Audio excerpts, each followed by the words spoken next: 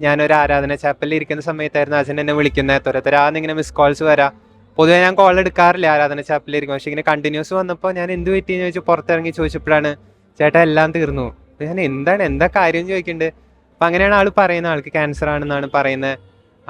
ചേട്ടാ ശരിയാവില്ല, ഞാൻ ഉണ്ടാവില്ല, അറിയില്ല, ഈശോയ്ക്ക് എന്നെ പറ്റി വേറെ പദ്ധതിയായിരിക്കും, ചേട്ടൻ വേറെ ആളെ നോക്കണം എന്നൊക്കെ എന്നോട് പറഞ്ഞ നിമിഷങ്ങൾ ഞാനിപ്പോൾ ഓർക്കുവാണ്. അപ്പൊ അന്ന് എനിക്ക് ഓർമ്മയുണ്ട് ആദ്യമായിട്ട് അച്ഛൻ എന്നോട് വിവാഹ ജീവിതത്തിലോട്ട് ഞാൻ ക്ഷണിക്കുമ്പോൾ അച്ഛനോട് ഞാൻ പറഞ്ഞ കാര്യങ്ങളുണ്ട്. അച്ഛൻ നമുക്കറിയില്ല ഈശോ എത്ര കാലം നമ്മളെ ഒരുമിച്ച് നിർത്തും എന്ന്. പക്ഷെ എങ്കിൽ പോലും നമുക്കുള്ള കാലം, ഈശോ അനുവദിക്കുന്ന കാലം നമുക്ക് ഈശോ അത്ര മഹത്വപ്പെടുത്തി ജീവിക്കാം. കല്യാണം കഴിച്ച് ഒരു ദിവസമെങ്കിലാണെങ്കിൽ പോലും ഈശോയ്ക്ക് അത് അത്രയും സ്തുതികൾ ആലപിച്ചുകൊണ്ട് നമുക്ക് ജീവിക്കണം എന്നൊക്കെ പറഞ്ഞേക്കാം. അപ്പൊ ഞാൻ ഇതൊക്കെ അച്ഛനോട് പറയണ്ട, അച്ഛൻ എനിക്ക് ഓർമ്മയില്ല നമ്മൾ അന്ന് പറഞ്ഞത്.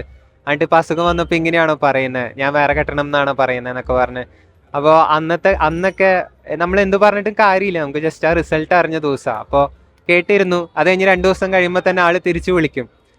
ചേട്ടാ പ്രാർത്ഥിക്കാം എന്നും പറഞ്ഞ് കറക്റ്റ് പ്രാർത്ഥനയുടെ സമയവും ആള് വിളിക്കും, പ്രാർത്ഥിക്കാം എന്ന് പറയും. പിന്നെ അങ്ങോട്ട് ഒരുമിച്ച് ഒരിക്കൽ പോലും മരണത്തെ പറ്റി സംസാരിക്കാനായിട്ട് അനുവദിച്ചിട്ടില്ല. കാരണം അത്രയും പ്രതീക്ഷയോടാണ്. നമുക്ക് ലാസറിനെ ഉറപ്പിച്ച കർത്താവാണ് നമ്മുടെ ഒപ്പം ഉള്ളത്.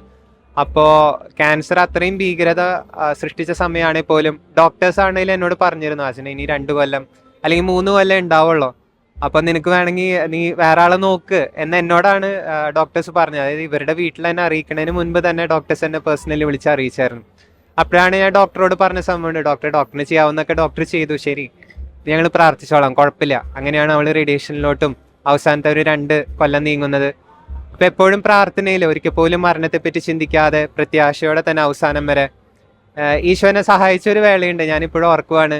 അച്ഛനെ മരിച്ചു എന്ന് അറിഞ്ഞപ്പോ പോലാണേലും പെട്ടെന്ന് എല്ലാം തന്നെ ഇടിഞ്ഞ ഒരു അവസ്ഥയായിരുന്നു. പക്ഷെ എങ്കിൽ പോലും ഞാൻ അച്ഛനേക്ക് പറഞ്ഞു കൊടുത്തൊരു വിശ്വാസം ഉണ്ടായിരുന്നു. അതായത് ലാസറിനെ ഉറപ്പിച്ച കർത്താവാണ് നമുക്ക് അച്ഛന, നീ പേടിക്കണ്ട, ഞാൻ പ്രാർത്ഥിക്കും. അങ്ങനെ അച്ഛനയുടെ ബോഡി കോഫിൻ അടയ്ക്കുന്ന ശവപ്പെട്ടി അടയ്ക്കുന്ന നിമിഷം വരെയാണെങ്കിൽ പോലും എനിക്ക് കരയാതെ പിടിച്ചിക്കാൻ പറ്റിയിട്ടുണ്ട്. ഞാൻ ആ നിമിഷം വരെ ഞാൻ ഇങ്ങനെ ഈശോ ഇങ്ങനെ അടുത്തന്നെ നിന്ന് ഈശോയെ ഒട്ടും വൈകിട്ടില്ല, നിനക്ക് ഇപ്പോഴാണേലും അജിനെ തിരിച്ചു കൊണ്ടുവരാം, ആ ഒരു രീതിയിലായിരുന്നു എൻ്റെ വിശ്വാസവും. ആ വിശ്വാസം തന്നെ അജിനയ്ക്കും പകർന്നു കൊടുത്തിരുന്നത്.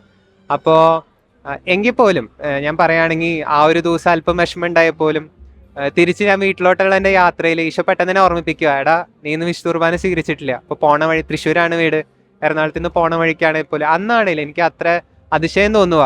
ഞാൻ ശരിക്കും ഈശോയോട് ദേഷ്യപ്പെടേണ്ട ദിവസമാണ്, അല്ലെങ്കിൽ ഈശോയെ നിനക്ക് കരുണയില്ല, നിനക്ക് സ്നേഹമില്ല എന്ന് പറയേണ്ട ദിവസമാണ്. പക്ഷെ എങ്കിൽ പോലും അന്നാണേലും ഈശോയുടെ ആ ഒരു സ്നേഹം അനുഭവിക്കാനായിട്ട് പരിശുദ്ധ കുർബാനയിലോട്ട് വിളിക്കുക. ജീവിതത്തിൽ ഇത്രമേൽ കരഞ്ഞ അല്ലെങ്കിൽ ഇത്രമേൽ അർത്ഥം ഉൾക്കൊണ്ട് ഞാൻ കൂടിയൊരു പരിശുദ്ധ കുർബാനയില്ല.